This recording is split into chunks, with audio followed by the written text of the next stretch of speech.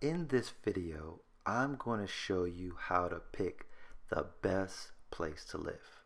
So the right neighborhood is always going to be a relative term, so I'm going to come from the perspective of how to pick a neighborhood where appreciation is likely to happen, or if you ever decide to sell your home, the odds of selling are going to be greater versus other neighborhoods. So I'm going to give you the 5 tips on how to pick a home in a winning neighborhood.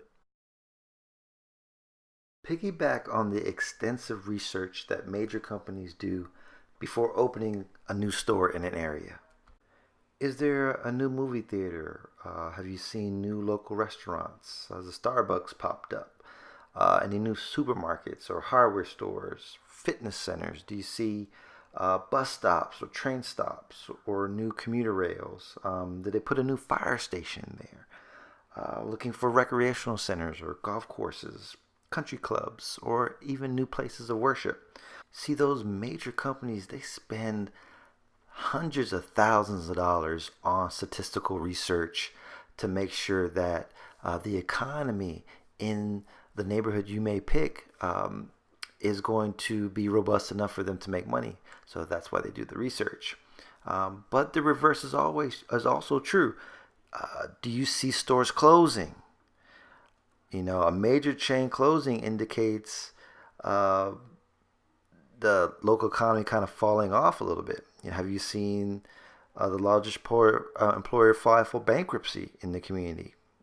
In time, that neighborhood could lose residents, property values could suffer, and crime may increase. So make sure you canvass the potential community to look for new development.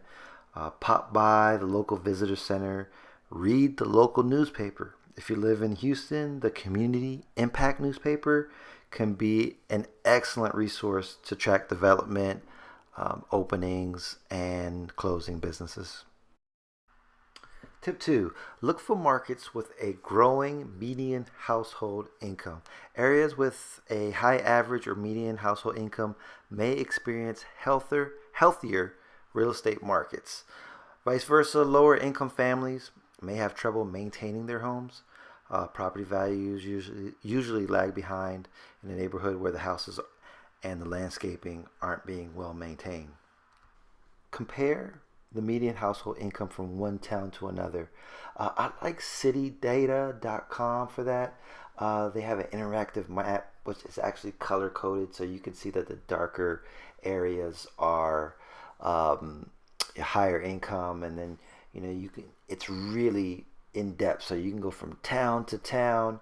That also has more statistical information and graphs as you go lower. So I think citydata.com is an excellent resource if you want to compare average and median income.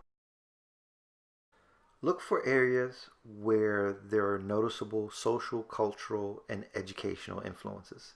The city or town with a lot of social and cultural activities attract potential homebuyers and visitors. It adds to the DNA of a local market, so you need to be on the lookout for tangible changes in the social, cultural environment of a neighborhood or city. Is the community building or introducing a new country club or a new pool club? We talked about in tip 1, are there new cultural outlets like theaters, restaurants being built, or are some closing down? Changes in demand for a neighborhood can also be caused by the reputation and quality of the local school system. So do your research, drive through the area you're interested in, and get a sense of the culture, the social aspects of the local market. Try out the theater and the restaurants for their quality. You can also check Houstonian Magazine. Homefacts.com is a great way to do online research on a particular neighborhood. Tip 4 are political influences affecting demand for real estate in your new community. There's nothing more political than the laws, regulations, and taxes levied on local real estate.